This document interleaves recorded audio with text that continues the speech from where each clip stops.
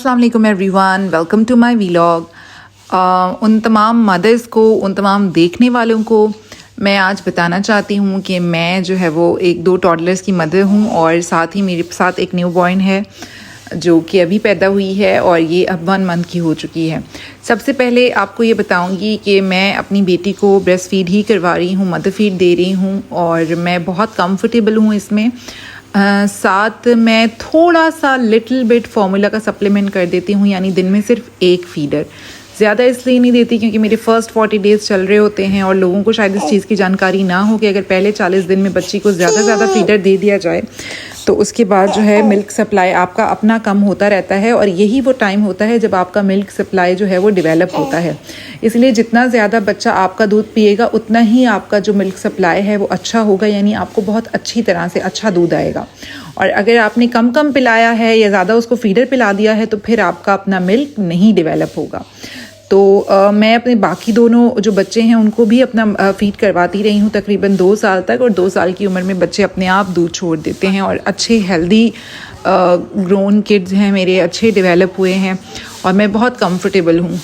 सिर्फ शुरू में 3-4 महीने आपको थोड़ी सी ज़्यादा स्ट्रगल करनी होती है जब बच्चा एक्सक्लूसिवली ब्रेस्ट फीड कर रहा होता है, लेकिन 5वें या 6ठे महीने में मैं उनको साथ साथ थोड़ा बहुत सेरेलैक या थोड़ा बहुत कोई दलिया या कोई योगर्ट में कोई चीज़ मिला के या बनाना इस तरह से कुछ दे दूँ तो फिर वो कम फीड आपका अपना फीड कम लेते हैं और सॉलिड्स पे आ जाते हैं और अच्छी हेल्थ उनकी डेवलप होती है। अगर आपको मदर फीड से रिलेटेड कोई क्वेश्चंस करने हो तो आप मुझे नीचे कमेंट बॉक्स में भी बता सकते हैं, लेकिन मैं आपको ये ज़रूर कह दूं कि वो लोग जो अपनी जान छुड़ाने के लिए फार्मूला मिल्क ज़्यादा पिलाते हैं और वो सोचते हैं कि शायद उसमें भी उतनी ही ताकत होगी जितनी मदर मिल्क में होती है, तो वो ये लोग गलत सोचते हैं। फार्मूला मिल्क ज़्यादा आर्टिफिशियल होता है और उसमें इतनी ताकत नहीं होती और वो बहुत एक्सपेंसिव भी होता है, और इवन देन उसमें ये लिखा होता है कि ये कुदरती दूध नहीं है, यानी केमिकल से बना हुआ है और एक फार्मूला है दूध का।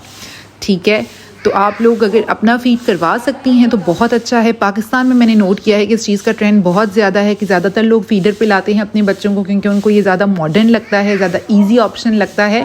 लेकिन मैं आपको ये बताऊं कि मुझे लगता है कि अपना फीड करवाना ज़्यादा आसान होता है। ना तो आपको कोई बॉटल्स क्लीन करनी पड़ती हैं, ना आपको उसके लिए पानी गर्म करना पड़ता है, ना आपको ये है कि 15 दिन बाद आपने उसको फेंक देना है या ज़ाया कर देना है।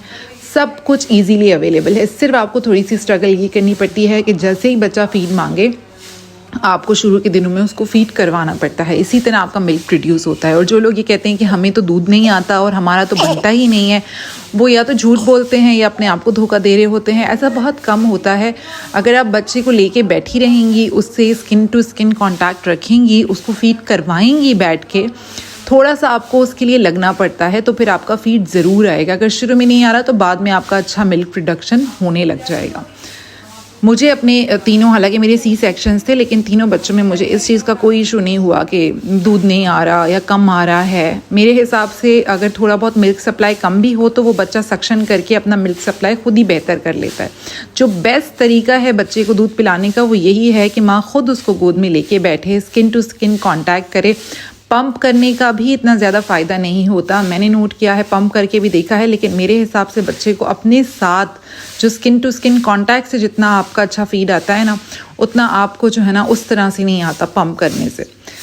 अच्छा खैर, हमारी लाइफ में एक और जो नया ट्रांजिशन है वो ये आया है कि मेरा जो टॉडलर है, मेरा बेटा जो 4 साल का हो गया है, वो अब स्कूल जाना शुरू हो गया है और उसका 3रा दिन था। और ये भी एक बहुत बड़ी स्ट्रगल थी, एक बहुत बड़ा ट्रांजिशन फेज़ था। जो लोग इससे गुजर चुके होंगे, जिन्होंने अपने पहले बच्चे को स्कूल भेजा होगा, वो इस चीज़ को अंडरस्टैंड कर चुके होंगे कि ये कितना मुश्किल प्रोसेस है। ना सिर्फ बच्चे के लिए ये एक्सेप्ट करना कि अब उसने एक बिल्कुल नई रूटीन में जाना है, आपके लिए ये एक्सेप्ट करना कि आपका बच्चा आपसे कुछ देर के लिए अलग हो गया है, बहुत मुश्किल काम है।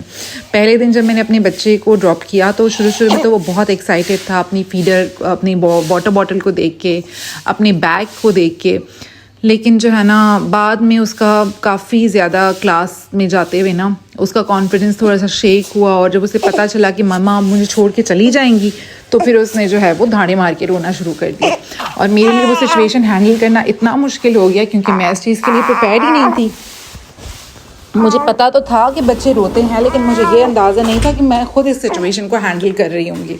और उस वक्त मेरी कुछ समझ नहीं आ रहा था कि मैं करूं क्या, जब वो मेरा दुपट्टा कस के पकड़ के बैठ गया था या मेरे कपड़े कस के पकड़ के बैठ गया था और कहा था कि आपने यहाँ से नहीं हिलना।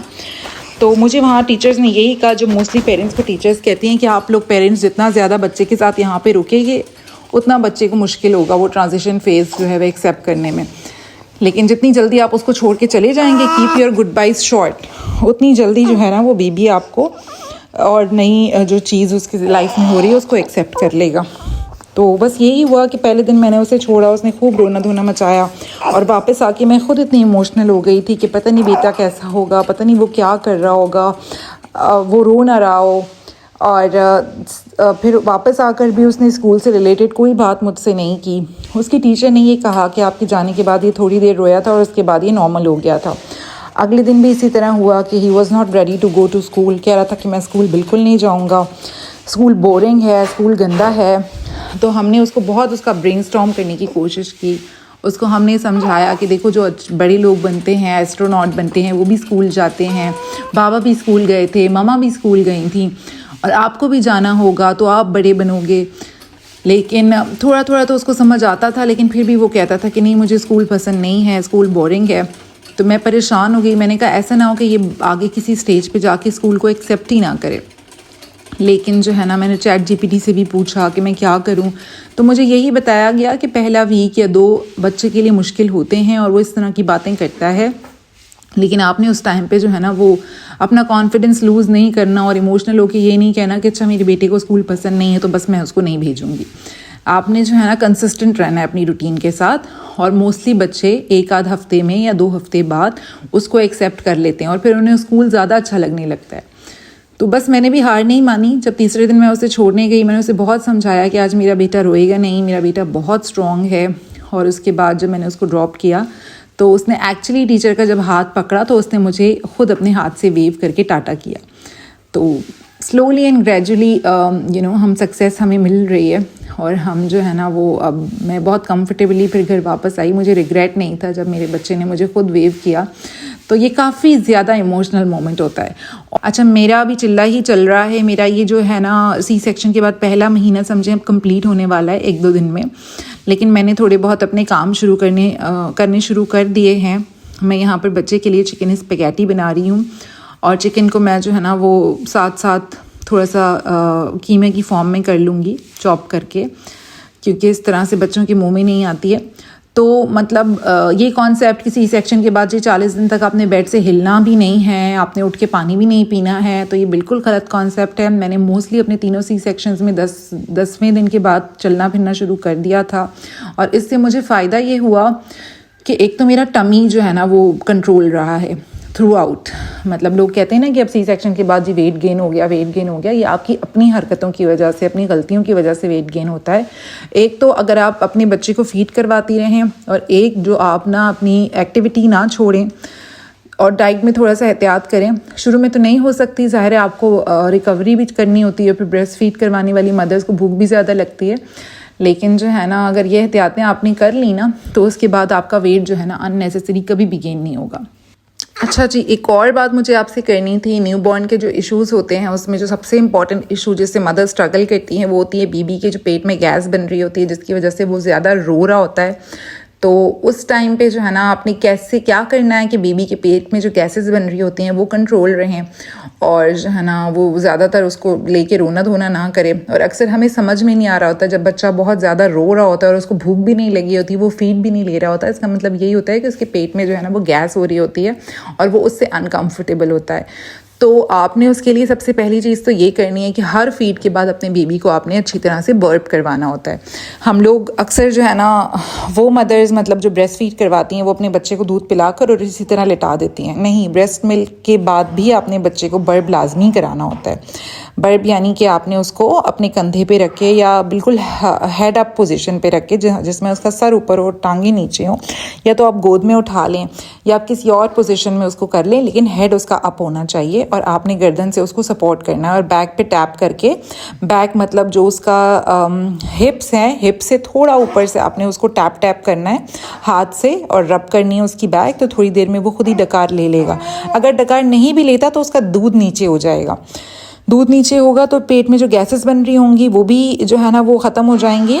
और थोड़ी देर तक आपने उसको फीड करवाने के बाद 5 या 10 मिनट्स तक इसी पोजीशन पे रखना है, यानी आपने उसका हेड अप रखना है और फ़ौरन उसको नहीं लिटाना। फ़ौरन लिटाने से जो बच्चों का जो एसिड रिफ्लक्स होता है, यानी उनका दूध फ़ौरन मुंह में आ रहा होता है, वॉमिट कर देते हैं या फिर उनको गैसेस बनना शुरू हो जाती हैं जिससे वो अनकम्फर्टेबल होते हैं, सो नहीं पाते और ज़ोर लगा रहे होते हैं बार बार।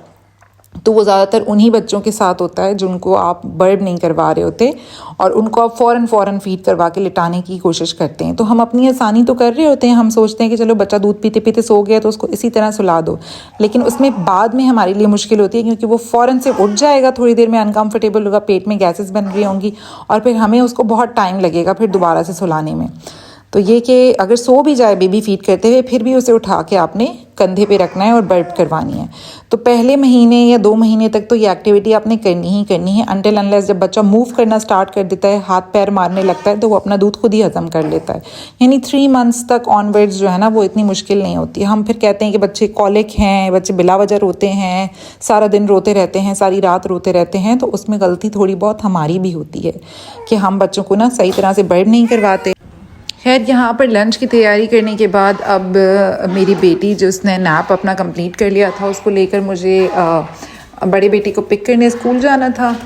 तो अब हमारी जो रूटीन है वो काफ़ी बंद गई है कि हमें बहुत स्पेसिफिक आवर्स में अपने जो है ना काम निपटाने होते हैं, क्योंकि आपको पता होता है कि जब बेटा स्कूल से वापस आएगा तो आपने उसके लिए लंच सर्व करना है, फिर शाम को सोना भी जल्दी है, एक पर्टिकुलर टाइम पे आपने उसको पिक करने जाना है। तो अब काफ़ी सारी रूटीन हमारी जो है वो बंद गई है। तो ये मेरी वीलॉग में आज कुछ चीज़ें थी जो मैं आपसे शेयर करना चाहती थी। इंशाल्लाह अगला वीलॉग जल्दी अपलोड करूँगी और उसमें भी आप लोगों को मदरहुड से रिलेटेड बहुत अच्छी और इम्पॉर्टेंट गाइड्स दूंगी। अपना बहुत ख्याल रखिएगा, वीडियो को लाइक एंड कमेंट ज़रूर कीजिएगा और चैनल को अगर सब्सक्राइब नहीं किया तो सब्सक्राइब कर लीजिएगा। Thank you so much for watching. अल्लाह हाफिज़।